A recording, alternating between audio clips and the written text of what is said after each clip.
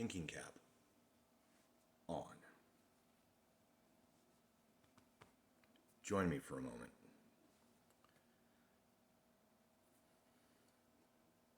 Sip if you got one. I'll try and keep this exceptionally brief. About a week ago, scandal erupted less than a week ago, and then was quelled because the people in the media who were involved in the scandal didn't talk about it. Scandal was the White House contacted the media and asked them to report more favorably on the economy and the president. And they did. I think they might have got paid for it. This is what we call state-sponsored media. It's a bad thing. Now, this week's scandal. You ready? You ready? It's being reported that there were contacts between a representative who was all up in Trump's inner circle and some TV people. Sean Hannity, Laura Ingraham. There was somebody else. A bunch of people were concerned. The White House press secretary is asked about this today, yesterday, something like that. Oh, I'm very disappointed in this kind of communication and I believe she had, and that's not a big deal, non-answer, a week ago when her administration got caught trying to have the media lie to us about how they're doing. And then the media and these people at the White House just now lied about what these people were doing, because what actually happened was, number one, first and foremost problem is it's Liz Cheney brought it out. Dick Cheney's daughter. Dick Cheney, the CEO of Enron, who got all the no-bid government construction contracts to rebuild the countries that were invaded and bombed the fuck out of when Dick Cheney was vice president of the United States of America.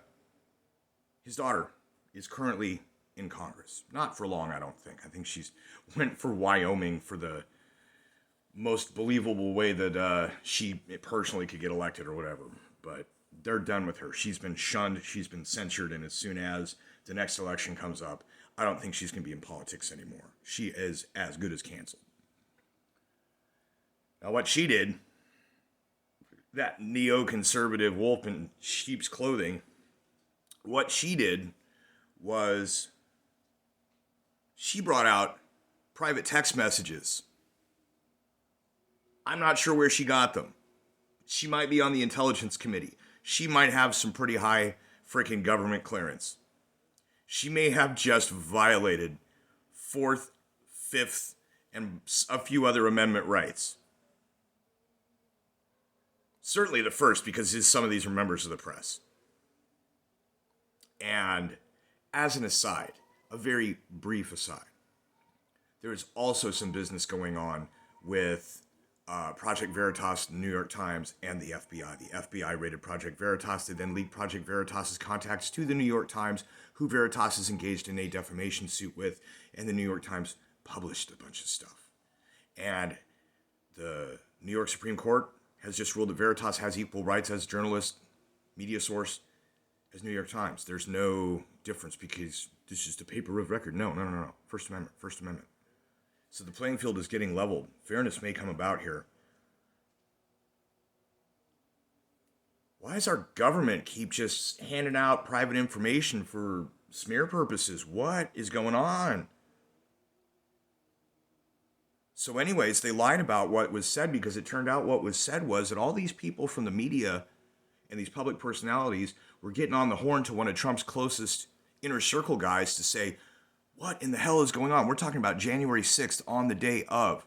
The pressure to get Trump to say, look, guys, we need to pack it up and go home. This is not okay. Try and make it stop. Try and end this.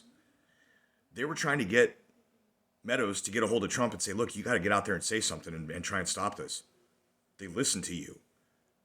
And it's being reported that somehow Meadows was doing the same thing that the White House was doing. And it's not even the case. That's not even true. It's a completely different set of circumstances. It's the opposite direction flow of information. And no money was exchanged. All it was is that they were all like, hey, man, you need to tell him to make this stop. And people are like, oh, what a bunch of traitors at Congress and the news people and the private conversations. And it's like, come on, man. Number one, do you not understand a lot of these people know each other outside of work? Number two, do you not understand the actual circumstances as just described by me are the real, the truth, the case as it stands? Think about that. In Congress, somebody brought out private text messages of someone that they didn't have part of that conversation with.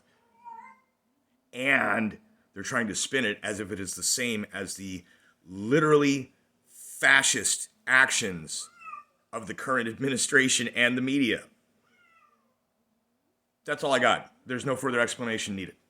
Go back and rewatch the video if it's confusing. I spoke plain English. Have a nice day.